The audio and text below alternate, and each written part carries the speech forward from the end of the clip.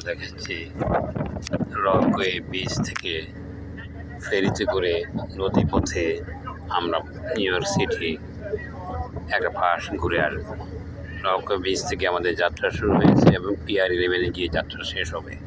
Peer 11 হচ্ছে ম্যানহাটনে এবং মাঝপথে এই দৃশ্যগুলো আপনাদের দেখাচ্ছি। প্লেন একটার পিছনে একটা যাচ্ছে, দেখা যাচ্ছে সামনে যে বিচটা দেখতে পাচ্ছেন একটা গ্লোব সহ একটা স্থাপনা, সেটা হচ্ছে কনি আইল্যান্ড বিচ। কনি আইল্যান্ড বিচটা দেখলেন, সামনে যে ব্রিজটা দেখা যাচ্ছে, যে বিশাল বড় ব্রিজটা, এটা হচ্ছে মেরাইন ব্রিজ। মেরাইন ব্রিজটা দেখতে পাচ্ছেন, ওখানে আর একটা স্থাপনা দেখতে পাচ্ছেন। এই হচ্ছে এখানকার চিত্র।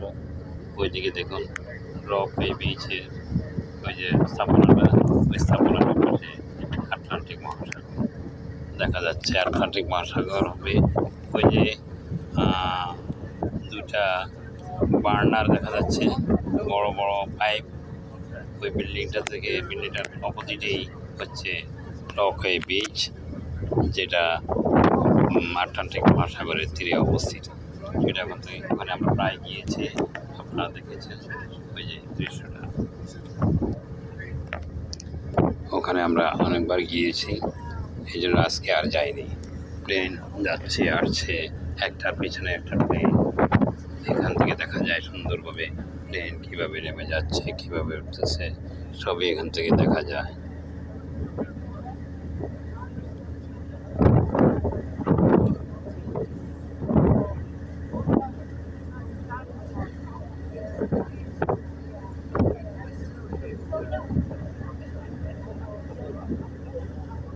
প্লেন ওখানে ল্যান্ড করবে, ল্যান্ডিং এর একটা দৃশ্য, চমৎকার দৃশ্য আমি দেখতে পাচ্ছি। এখান থেকে নেমে গেল, দেখতে দেখতে প্লেনটা নেমে গেল জন এফ কেনেডি এয়ারপোর্টের মধ্যে। নেমে যাবে।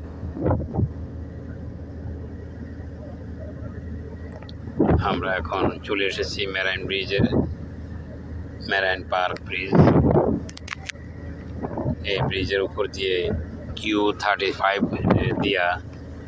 Q35 বাসে করে আমরা এসেছি এবং আবার চলে যাচ্ছি সেই একই পথ দিয়ে।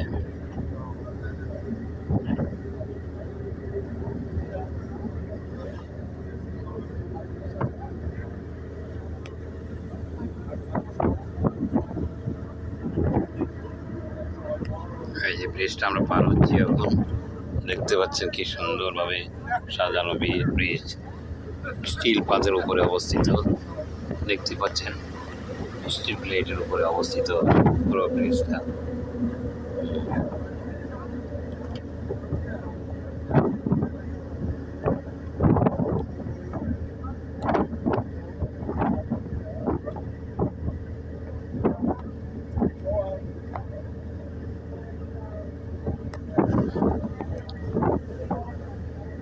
আমরা মেরাইন ব্রিজ পার হয়ে চলে আসলাম, আমরা আরও ব্রিজ পার হব,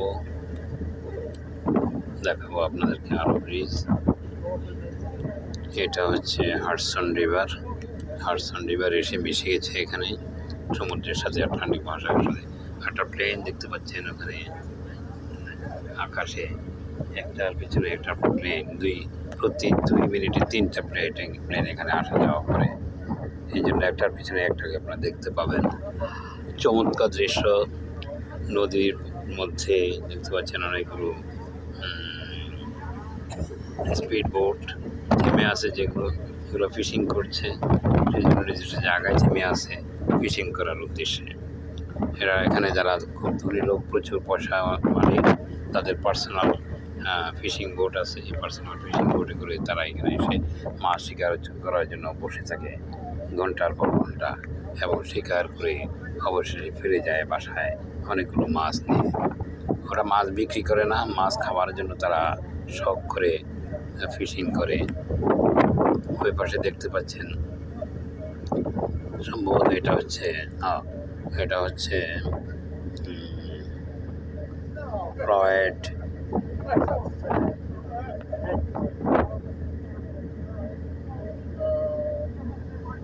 রয়্যাল এয়ারবেস। বেসের পাশেই অনেকগুলো বোট ওখানে দেখতে পাচ্ছেন, প্রচুর বোট।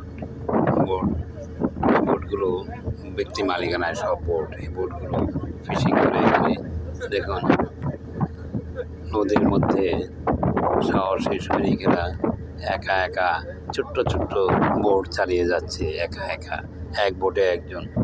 চমৎকার এক দৃশ্য, দেখার মতো দৃশ্য। দেখুন